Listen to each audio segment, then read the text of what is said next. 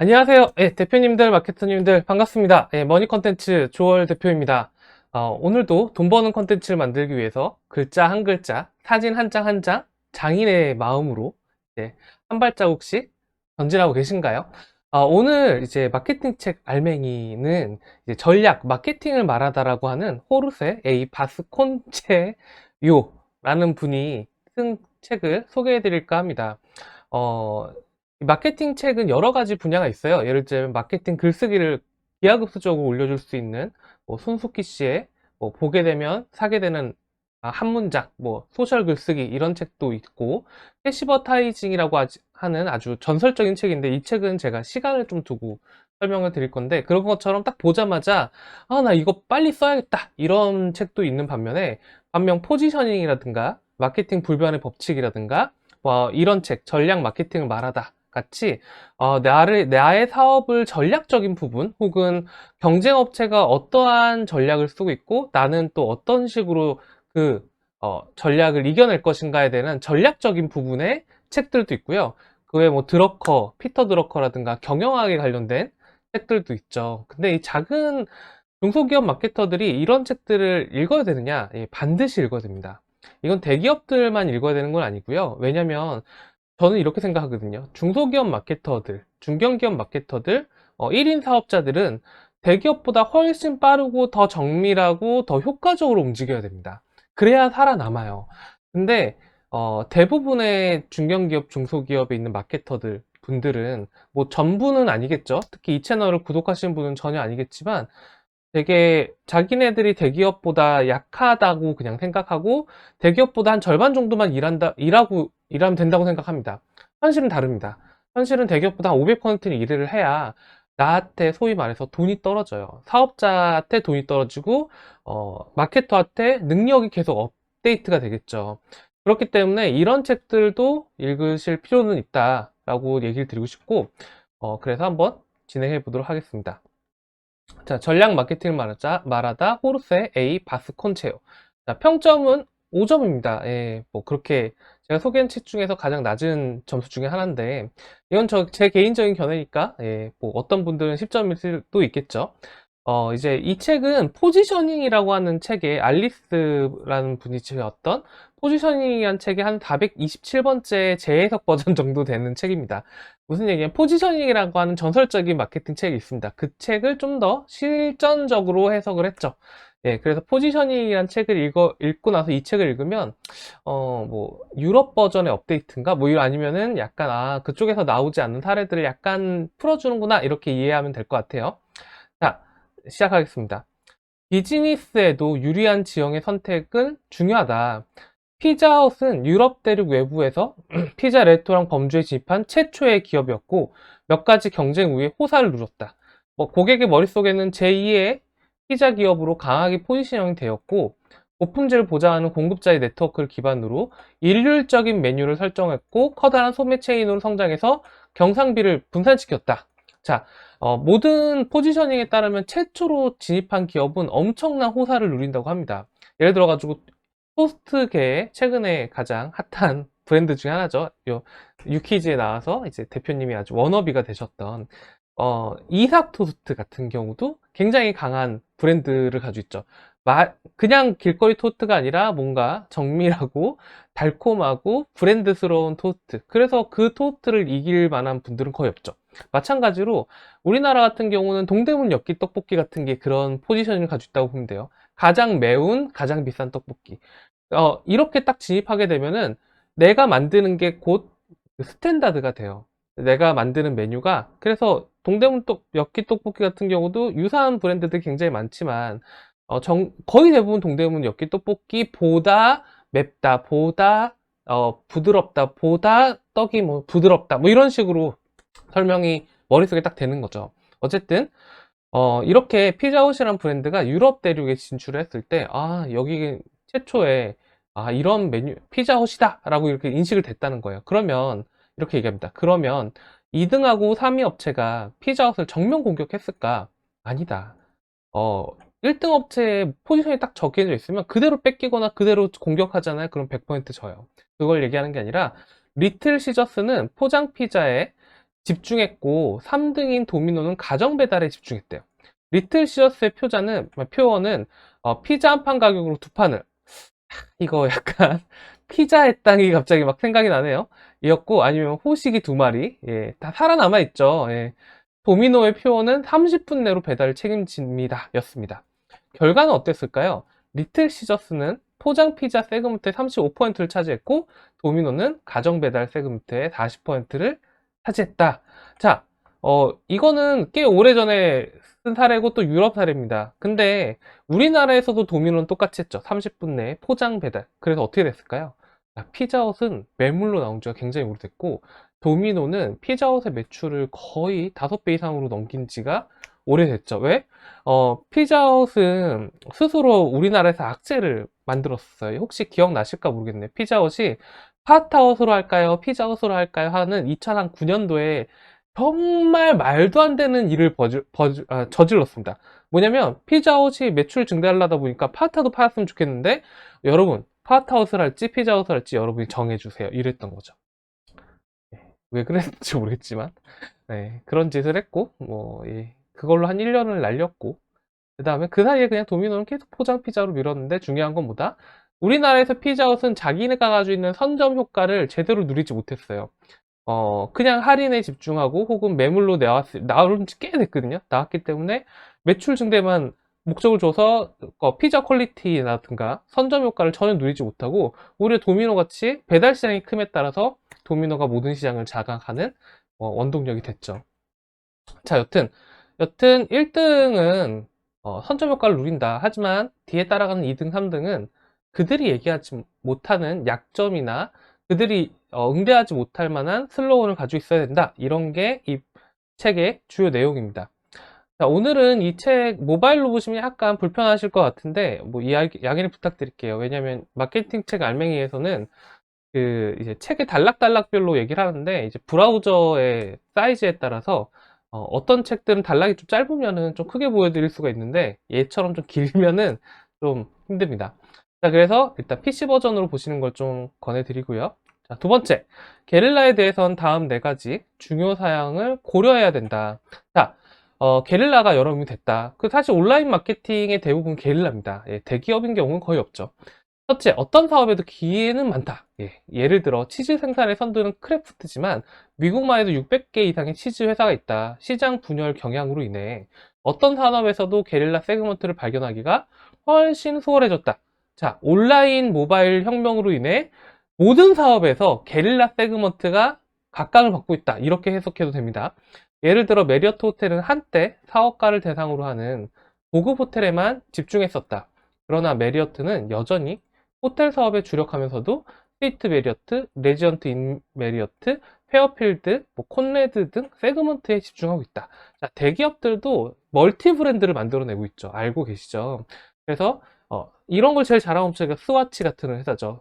스위스의 그 시계 장인 모음? 뭐랄까, 시계 그룹 모음인데 거기에 400개 이상의 서브 브랜드가 있습니다. 예를 들자면 롤렉스라든가 유명한 브랜드 다 있어요. 뭐 태그웨어라든가 뭐. 그래서 다 다른 브랜드처럼 보이지만 다 비슷한 곳에서 제작이 됩니다. 즉 얘네들은 포지셔닝을 아주 세밀하게 들어가서 가격들도 다 세밀하게 들어가 있죠. 그래서 각자의 영역에서 각자의 싸움을 합니다.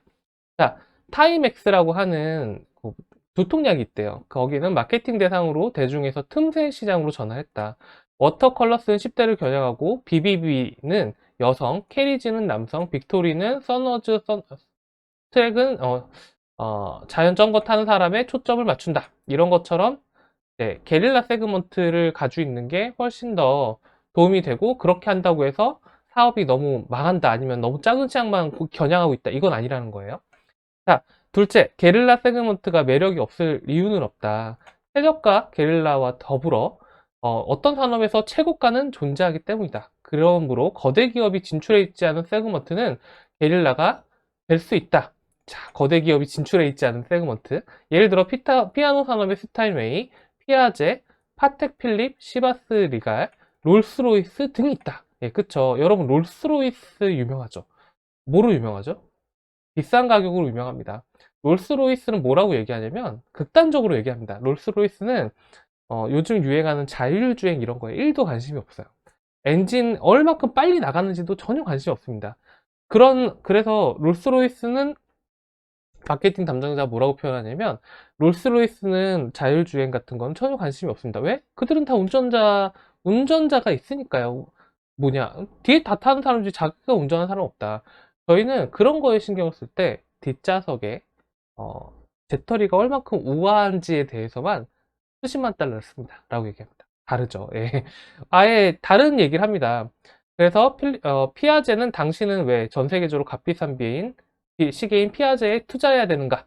필립 파텍, 워낙 유명하죠. 필립 파텍은 1억이 넘는 시계로 유명합니다. 당신은 왜 파텍 필립이죠. 파텍 필립을 진정으로 소유하는 것이 아니다. 이 시계를 네가 샀다고 네가 소유하는 게 아니야. 다른 세대에 물려주기 위해 보관하고 있을 뿐이야. 스티븐 리갈, 세상에서 가장 값비싼 위스키. 이런 식으로 자기네 전략을 고가로 이렇게 포지셔닝한 다음에 팔아치우는 것도 굉장히 좋습니다. 자, 고가로 파는 거에 대해 주저하시는 분들이 많은데, 물론 온라인 마케터, 이 채널을 주로 보시는 온라인 마케터들은 더 힘들 수도 있겠죠. 하지만 고가로 포지셔닝만 잘 되면요, 사업은 그냥 녹아나는 거예요. 왜? 남아 돌거든요. 마진이 워낙 크기 때문에 애플이 38만 원짜리, 35만 원짜리 뭐 이어폰을 만들었을 때 그 원가에 대해서 고민한 적 있나요? 그냥 애플이니까 하잖아요. 애플은 엄청난 돈을 남기고 있겠죠. 그런 것처럼 고가 포지셔닝이 잘 돼 있는 브랜드를 만들기만 하면 인생이 핀다라고 보셔도 될 것 같습니다. 자, 세 번째, 기업이 매력 없는 세그먼트의 진출을 비난을 받지 않는 한 게릴라 전략을 구사한다 해서 기업의 성장에 방해되지 않는다. 여기서 핵심은 바로 한 가지 유형의 게릴라 세그먼트를 다른 유형의 게릴라 세그먼트로 강화하는 것이다. 조금 어려운데, 일단 어떤 기업이 있어요. 기업이 있는데, 아, 나는 삼성이니까 뭐 이런 자잘한 거 해야겠어? 라고 생각할 수도 있고, 아니면은 뭐 삼성에서 이런 거예요. 우리 반도체를 파는데 게이밍 전용 반도체가 나왔습니다. 메모리칩. 이 메모리칩은 게이밍에 최적화돼 있어요. 라고 했을 때, 그러면 이 게이밍에 최적화된 메모리 칩 때문에 삼성 반도체의 전체 매출이 흔들릴까? 아, 그건 아니라는 거죠. 오히려 게이밍 전용 메모리 칩을 만들어서 시작하는 것도 좋다. 뭐 이런 식의 얘기인데, 다만 우리나라 같은 경우는 이렇게 하면 비난을 받죠. 그리고 재벌이라고 하는 업체들이 너무 골목 상권 들어갔다 얘기했기 때문에 우리나라는 좀 비난을 받지만 대부분 업체들은 내 성장의 동력은 다양한 문어발식의 브랜드들에서 나옵니다. 뭐 제 수업에서 가장 많이 나오는 업체 블랭크 코퍼레이션 같은 경우도 20개 이상의 브랜드를 가지고 있죠. 그렇게 게릴라로 이루어진 그룹들도 1300억씩 벌 수가 있습니다. 자, 넘어갈게요. 자, 아킬레스 건을 찾을 때에는 다음 세 가지 주요 사항을 명심해야 된다. 첫째, 아킬레스 건을 발견하는 방법으로 위에서 예로 들었던 스완슨이나 폭스바겐 경우처럼 고객이 정보원이 될 수 있다. 때로는 다이어트용 청량음료, 비카페인 청량음료, 라이트 비어 등 사회 트렌드를 살펴보면 경쟁사의 약점을 알 수 있다. 스페인계 은행 파뮬러의 경우 문화가 기회를 제공하기도 했다. 프랑스에서 스페인계 경쟁사인 아르헨티라는 스페인계 이민자 고객에게 프랑스어로 호소를 했다. 파퓰러는 이런 전략에 정면으로 맞서서 프랑스 거주 스페인계 이민자에게 스페인어로 호소했다. 자, 이제 프랑스라는 나라에 있는 은행에서 이제 은행 두 개가 맞붙은 거예요. 근데 유럽은 스페인어를 쓰기도 하고 프랑스어를 쓰기도 하고 영어를 쓰기도 하잖아요. 각자 사람들이 다 각자의 구역에서 나름대로 열심히 삽니다. 뭐라고 얘기하냐? 이 경쟁사가 이제 여러분의 돈을 프랑스어로 관리하지 않으셔도 됩니다라는 표현을 사용했대요. 즉, 프랑스에서 사는 스페인어를 사는 사람들에게 우리는 스페인어로 예금을 할 수 있고 대출 상담을 받을 수 있어. 이런 식으로 단순히 언어 문제를 둘러싼 공격 이상으로 스페인과 프랑스 사이 역사적 대립 관계를 이루었다. 자, 이렇듯 경쟁사의 약점을 건드린 전략은 엄청난 성공을 거뒀다. 즉, 경쟁사가 있잖아요. 무너지지 않을 것 같은 경쟁사들도 약점들이 있습니다. 뭐 CS가 강하고 이런 경우에는 비주얼이 약할 수도 있고, 비주얼이 강한 경우에는 CS가 약할 수도 있겠죠. 뭐 이런 것처럼 서로의 약점을 잘 잡고 그거를 딱 던졌을 때 고객들은 지나가다가 내가 모르던 시장이 있었네? 이렇게 되는 거죠. 그리고 사회 트렌드에 맞춰서 청량음료인데 다이어트용이다. 청량음료인데 카페인이 들지 않았다. 귀여운데 가볍다 뭐 이런 식으로 약간 꼬는 경우도 트렌드가 되기도 하죠. 우리나라에선 대표적으로 저도스 소주가 되게 흥행을 했었죠. 그래서 엎어진 브랜드들도 굉장히 많습니다. 예를 들자면 부산 같은 경우는 시원이라는 소주 혹시 아시나요? 시원이라는 소주가 가장 1위 소주였는데 저도수 소주의 열풍에 딱 휘말리면서 좋은데이라고 하는 소주가 1등으로 갑자기 확 올라갑니다. 아무리 견고해 보이는 이 시원이라는 소주는 굉장히 유명했어요. 왜냐면 참이슬 아시죠? 우리나라에서 누구나 다 먹는 참이슬이 부산에서만 고전을 면치 못했는데 그 이유가 대선에 시원이라고 하는 소주의 그 엄청난 20년, 30년간 쌓아왔던 그 인지도와 단골 고객들 때문에 도저히 이길 수가 없었는데 저도스 소주를 대응을 못하는 바람에 좋은데이라고 하는 그 마산에 있는 양조 회사가 확 쓸어담습니다. 예, 대단한 거죠. 이런 것처럼 경쟁사의 약점을 정확히 공략하고 거기에 맞춘 상품을 만드는 것도 되게 좋은 전략이다. 자, 그리고 마지막으로 경쟁사가 스스로 약점을 드러내는 경우가 종종 있다. 경쟁사의 주장을 역으로 이용할 수 있는 기회를 포착하라.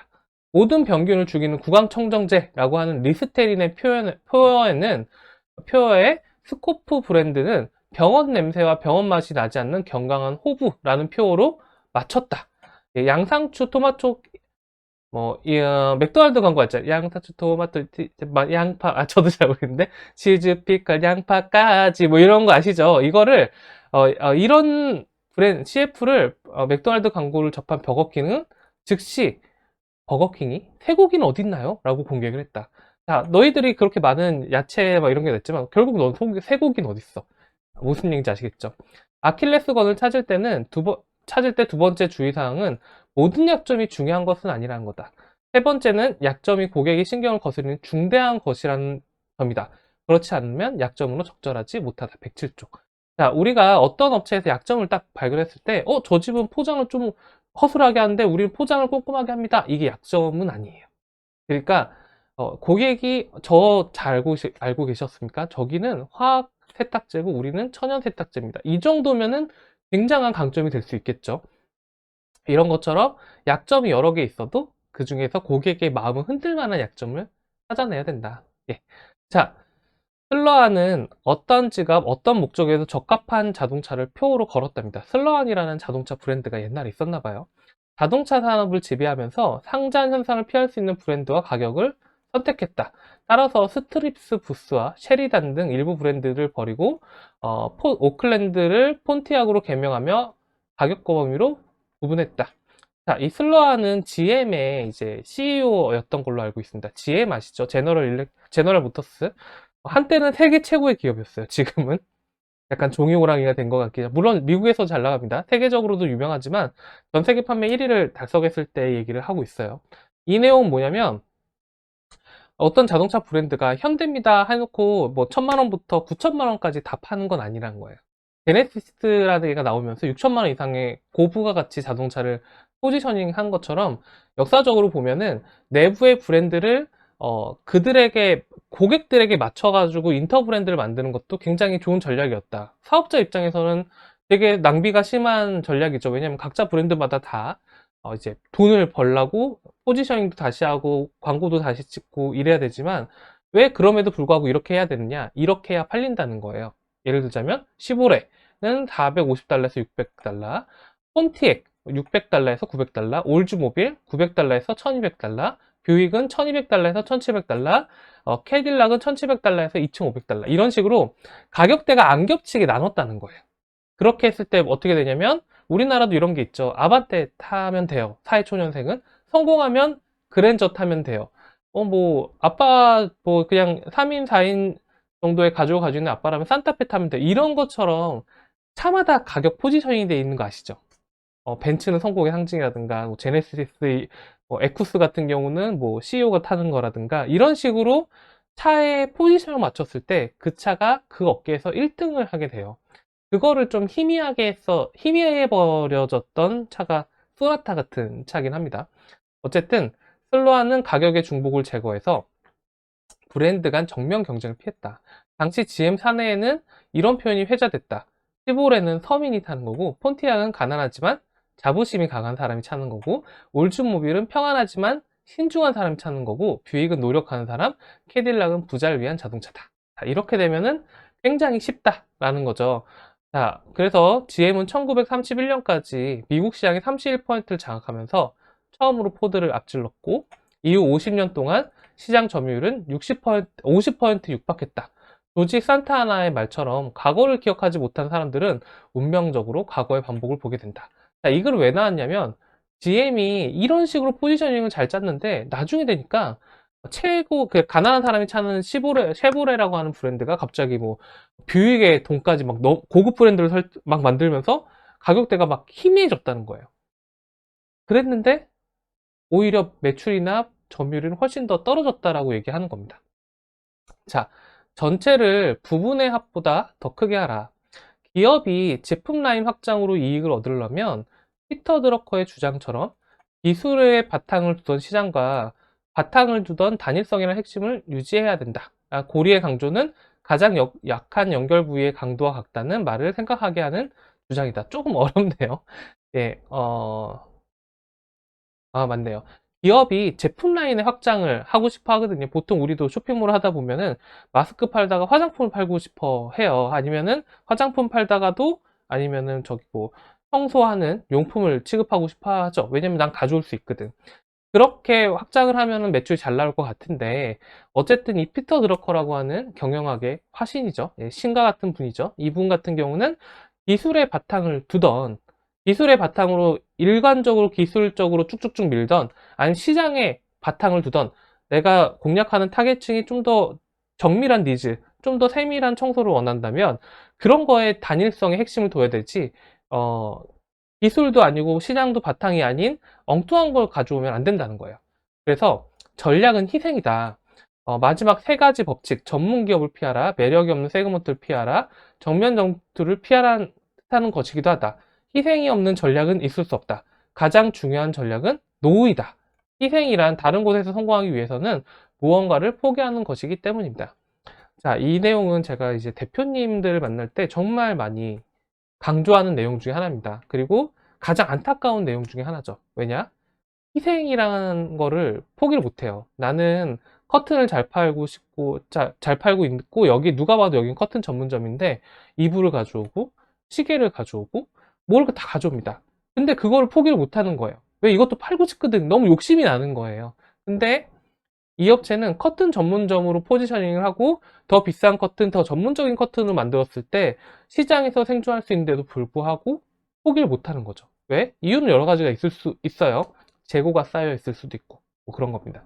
아니면은 내 욕심이 너무 이 시장을 내 인테리어 전반을 다 취급하고 싶었고 그렇게 할 거면은 희생을 하셔야 된다는 거예요. 커튼 전문몰은 커튼 전문몰로 살고 아니면 이불 같은 경우 이불 전문몰로 시장을 공략하고 이렇게 서브 세그먼트로 따다닥 들어가야 되는데 그런 희생을 할 수 없다. 그리고 가장 중요한 전략이 노다. 이게 온라인 마케팅에서 가장 중요한 게 뭐냐면 이것저것 다 해보는 게 온라인 마케팅 작은 기업에서는 절대 미덕이 아닙니다. 이것저것 다 해볼 시간과 돈이 없어요, 우리는. 대기업은 그래도 되거든요. 그렇기 때문에 이 경우의 수가 100개가 있다면 한 개가 yes, yes, yes, yes, yes, yes, yes 이래서 다 yes야.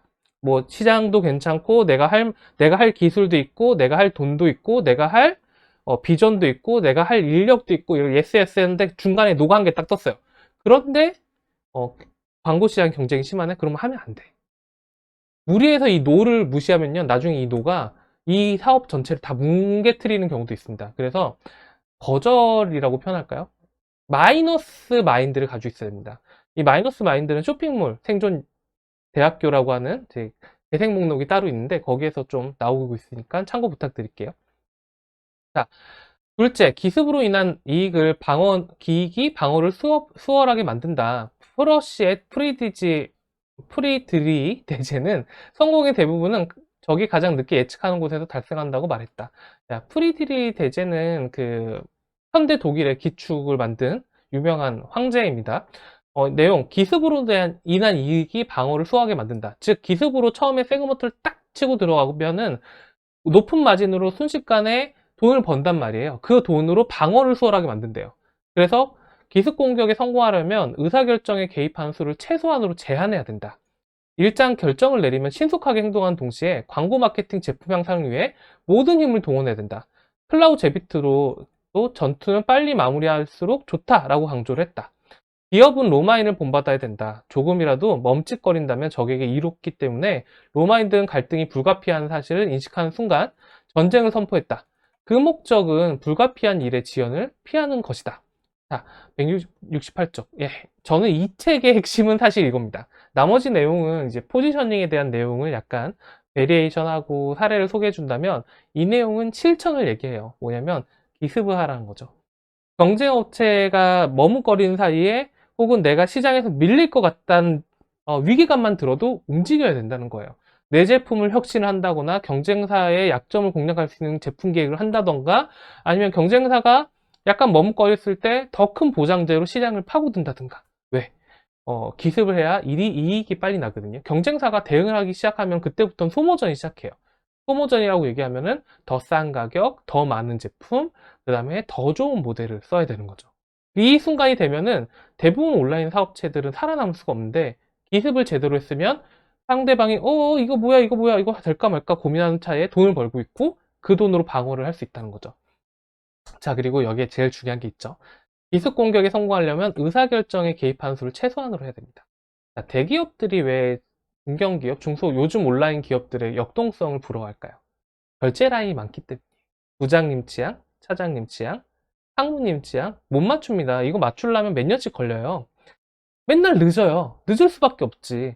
예, 롯데 같은 회사들이 왜 요즘에 굼뜨고 움직임이 느리냐 이렇게 돼서 그러고 이렇게 빨리 성공하는 업체들을 보면은 LG 하이닉, SK 하이닉스죠. SK 하이닉스라든가 이런 회사들의 움직임 보면 CEO가 굉장한 결정 주체가 됩니다.